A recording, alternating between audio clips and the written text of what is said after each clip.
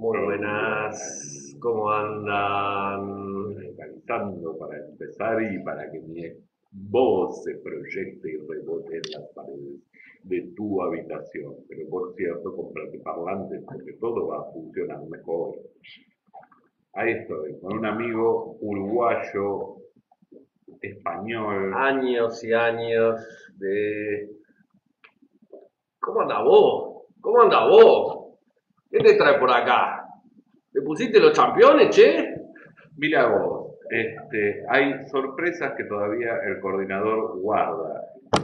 No sea fantasma, botija. No sea fantasma.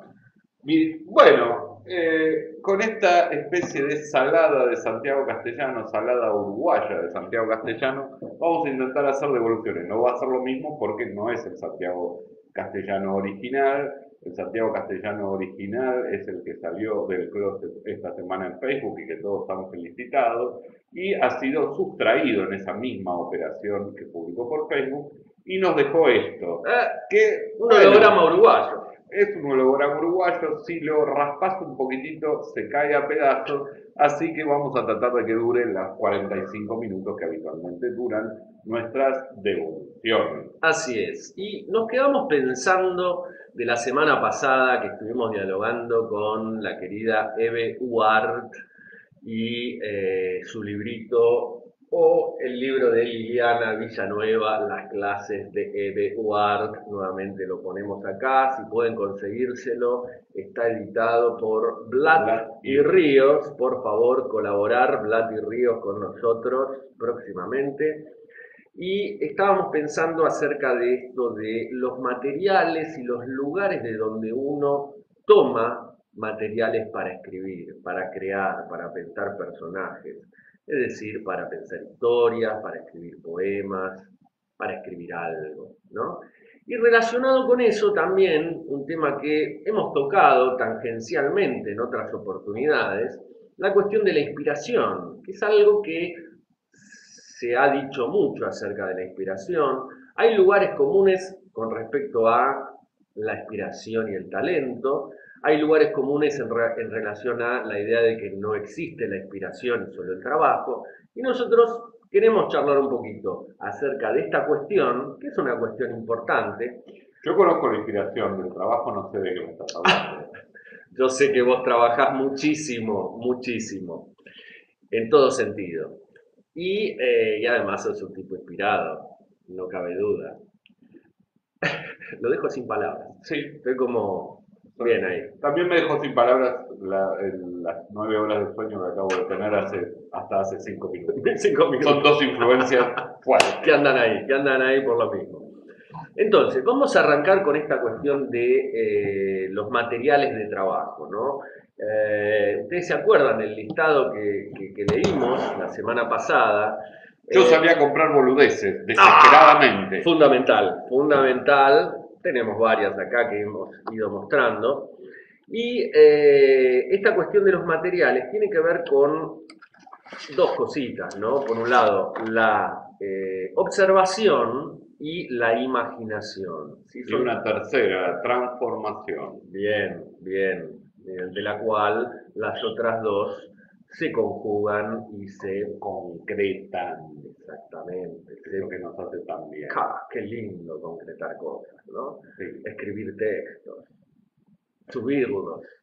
Sí, dejar de estar pensando para pasar a la acción, ¿no? Exactamente, exactamente. Y fíjense, ¿no?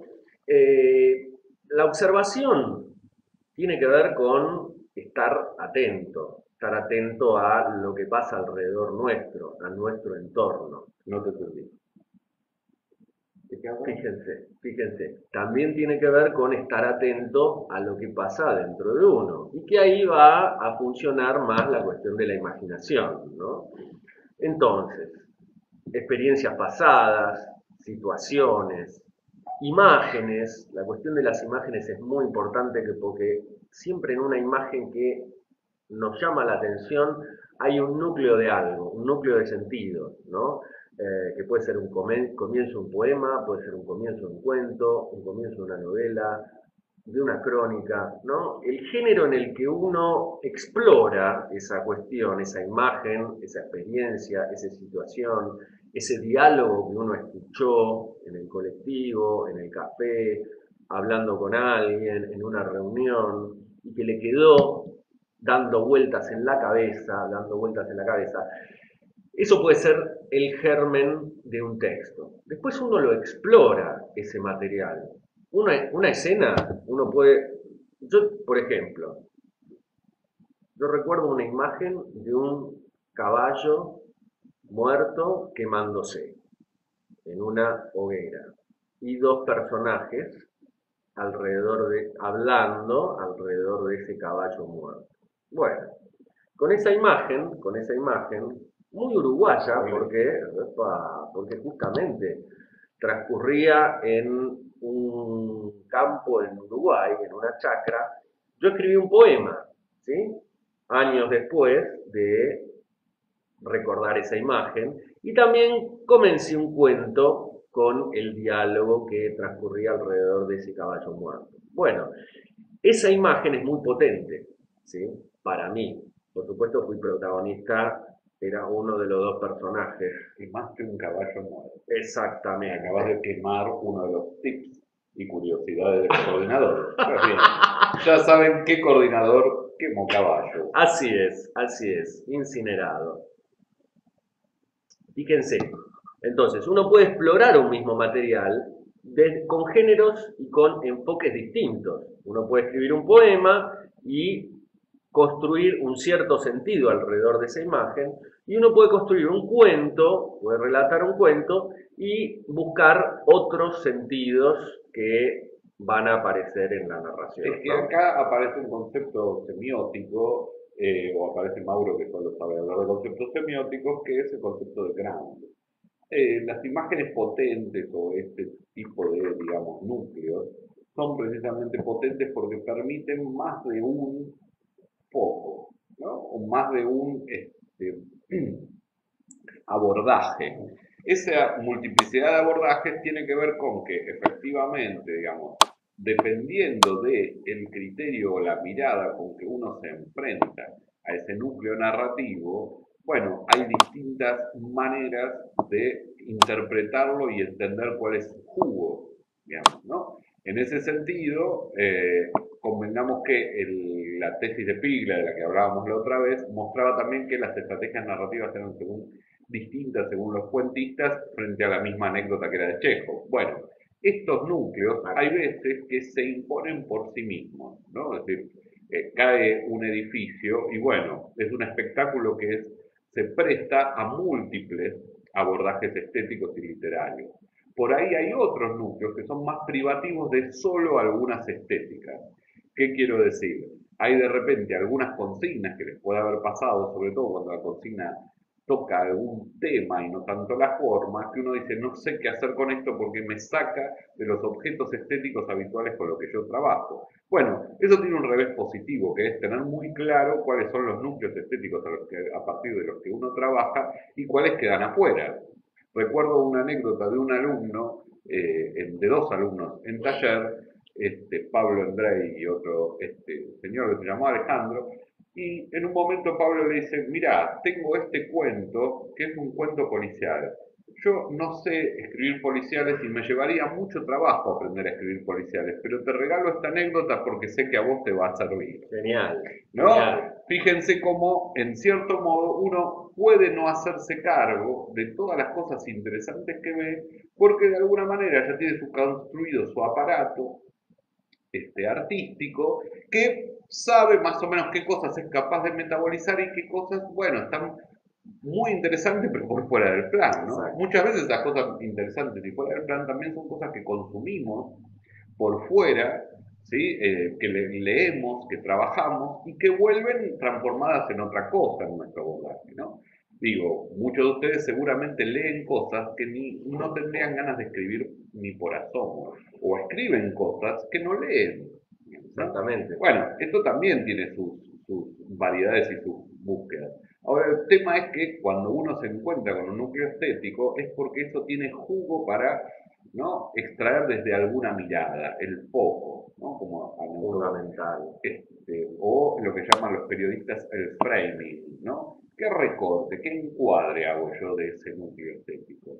Entro por el lado, en el caso de la anécdota de Santiago, por el lado de la relación entre los dos personajes, de la tarea, o entro por el lado de la consumación de la muerte, ¿no? Es decir, algo que ha dejado de tener vida y que queda ahí tirado como un resto, ¿sí? Que hay que reducir. Digo, son dos problemas que no necesariamente deberían aparecer en el mismo texto, ¿no? Quizás sí, quizás no, hay que ver las máquinas, digamos, estéticas, lo que amparan y lo que hacen Exactamente, imposible. exactamente. Por ejemplo, en el poema no hay rastro del diálogo. En el cuento empezaba con el diálogo, ¿no? Sí, y hay Tiene que ver, una dimensión, seguramente yo no lo leí, pero hay una dimensión metafísica que muy probablemente aborda el poema que quizás el cuento no puede merodear, porque es una experiencia interior quizás de uno de los protagonistas, sino de lo que están compartiendo. O algo que es el protagonista de un abordaje estético es apenas un mero detalle en el otro abordaje. Ahora, el punto es, cuando algo nos impacta, es tratar de retenerlo. Lo que no podemos llegar a retener quizás es esa sensación original con la que lo vivimos. Pero si se sostiene retenido, es sobre todo porque no lo podemos cerrar. Y en la medida en que no se cierra, es porque todavía pide alguna clase de escritura. Piensen que esas cosas que quedan clarísimas inmediatamente parecen facilísimas de escribir y buenísimas y tentadoras, pero generalmente son las que menos rinden.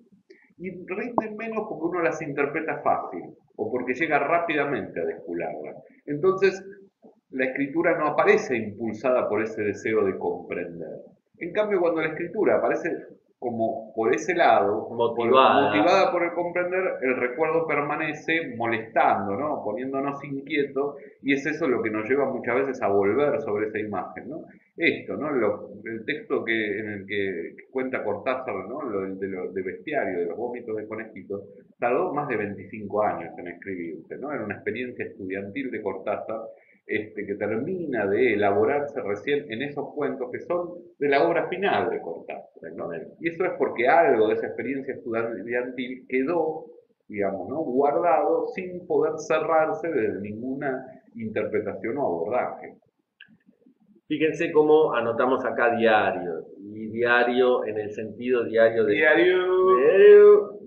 de escritor o de escritora, ¿no? Vamos a mantener y, digamos, expandir esta idea. Por ahora les vamos a dejar una consigna enmarcando esta propuesta de diario. Muchos de alguna manera ya la estarán haciendo, pero tiene que ver con esto de retener esas imágenes, retener esos pensamientos, esas ocurrencias. Por ahí las ideas, acá el compañero sabe un poquito más, ha leído más de eso que yo, las ideas permanecen. Si es una idea, no te la olvidas, porque la idea es como algo más fijo, es un concepto, es algo más denso. La ocurrencia sí, que es como una concreción de esa idea y un bajar esa idea a algo, a una imagen. Entonces, llevar un diario, de la forma que sea. Yo el libro que estoy terminando lo estoy anotando en este telefonito celular y me mando un correo con dos cositas y después las paso. Entonces, cada uno encuentra el formato y el soporte que más le es cómodo. A veces puedes grabar, hacer notas grabadas, Puig hacía notas grabadas, muchos otros también. A veces es simplemente llevar una libretita y anotar dos, tres cosas en el colectivo o donde estés. Eh, pero eso es una fuente, digamos, después de materiales Y decanta. donde uno puede volver a lo largo de los años, esa cosa está ahí y nosotros los invitamos a que de aquí en adelante pruébenlo de acá a fin de año, a ver qué pasa. Llevar un diario de escritor, de escritora. Vamos a retomar esta idea con la de la inspiración, que no nos olvidamos de ella, en el epílogo. ¿Sabes qué le dijo un nazi a otro? ¿Qué le dijo? No digas blanco, diario. Ue, ue, ue.